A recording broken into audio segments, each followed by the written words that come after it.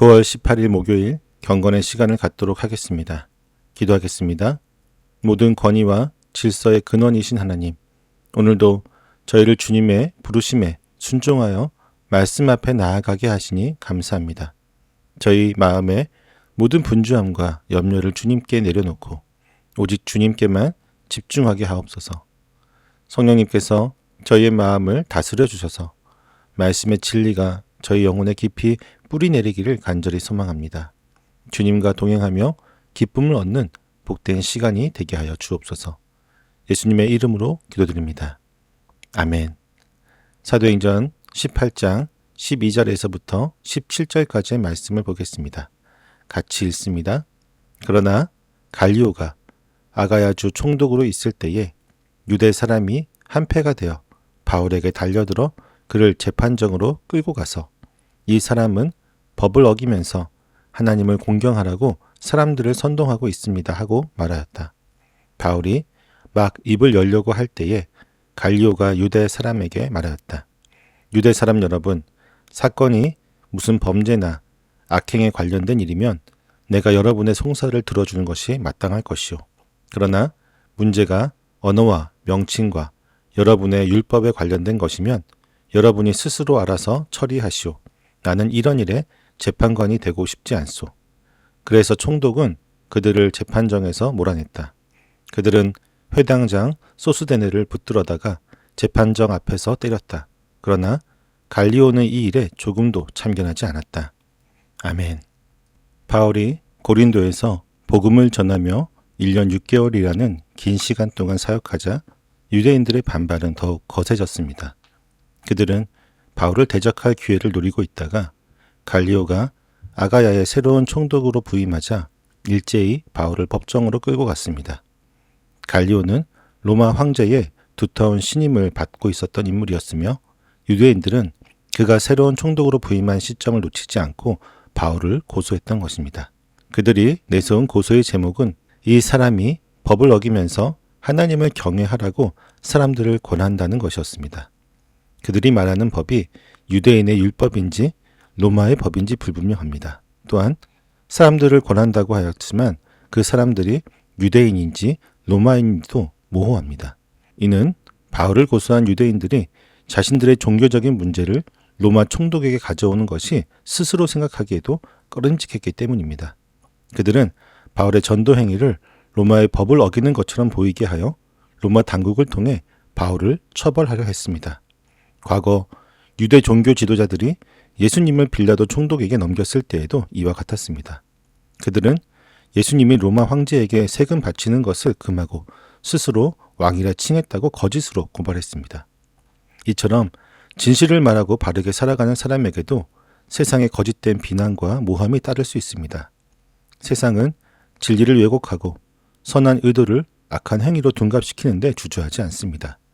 그러나 우리는 이러한 불의한 상황 속에서도 인간적인 방법으로 맞서 싸우기보다 잠잠히 하나님의 도우심을 기다려야 합니다.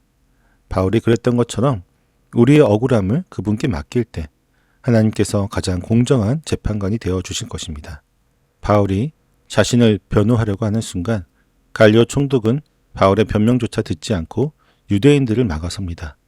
그는 유대인들을 향해 너희 유대 사람들아라고 부르며 그들의 고소가 로마법에 해당하는 범죄나 악행이 아니라는 사실을 분명히 합니다. 갈리오는 로마의 법을 어긴 사회적인 범법 행위에는 관여하겠지만 유대인들의 종교적인 문제, 즉 언어와 명칭과 너희 법에 관한 것에는 재판관이 되지 않겠다고 선언합니다. 갈리오는 사실 매우 현명하고 공정한 총독이었습니다.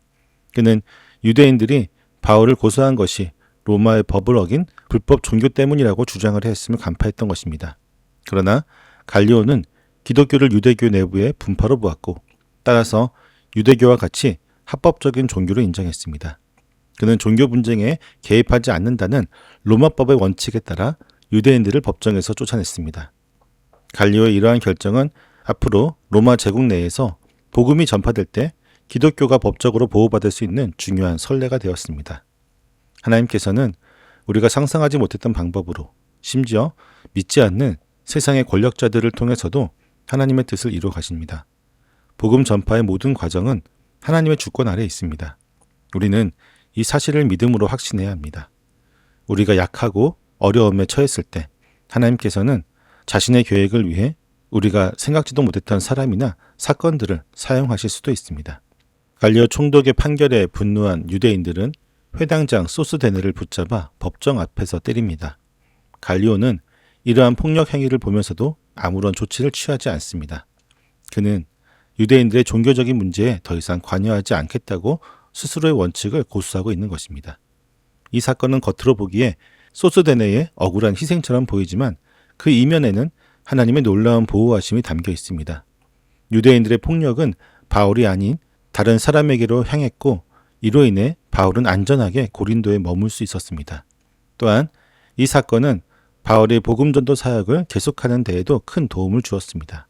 만약 소스데네가 고린도전서 1장 1절에 나오는 소스데네와 동일 인물이라고 한다면 그는 이 사건을 계기로 회심하여 바울의 동력자가 되었을 것입니다. 하나님께서는 고난과 역경 그리고 억울한 희생조차도 자신의 뜻을 이루는 도구로 사용하십니다. 하나님의 계획은 우리의 이해를 초월하며 때로는 억울한 상황 속에서도 그분의 크신 그림이 완성되고 있습니다. 바울을 향한 폭력은 소스데네에게 옮겨갔고 소스데네의 고통은 바울을 보호하고 복음의 문을 여는 계기가 되었습니다. 하나님께서는 고난과 역경을 사용하셔서 자신의 뜻을 이루어 가시며 하나님의 백성을 보호하고 선교의 문을 활짝 여십니다.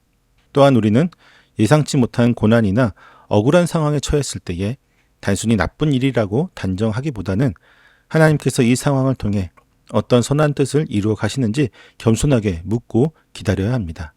고난의 의미를 깊이 묵상하며 하나님께서 이 모든 것을 통해 궁극적으로 영광 받으실 것을 믿는 믿음이 필요합니다. 오늘 본문에서 우리는 갈리오 총독의 법정 앞에서 벌어진 바울의 사건을 통해 하나님의 주권적인 보호와 인도하심을 분명하게 보게 됩니다. 유대인들의 거짓된 고발과 시기심 앞에서 바울은 절체절명의 위기에 처한 것처럼 보였지만 하나님께서는 이방인 총독의 공정한 판단을 통해 그를 건져내셨습니다. 나아가 분노한 유대인들의 폭력이 다른 사람에게로 향하게 하심으로써 바울의 안전을 보장하시고 로마 정부의 묵인하에 복음이 합법적으로 전파될 수 있는 길을 열어주셨습니다. 이 사건은 우리에게 중요한 영적인 교훈을 줍니다. 첫째, 하나님께서는 우리의 억울함과 고난을 결코 외면하지 않으시고 우리가 생각하지 못한 방법으로 우리를 보호한다는 것입니다. 둘째, 복음은 인간의 계획이나 노력으로 전파되는 것이 아니라 하나님의 주권적인 섭리와 인도하심으로 전진합니다.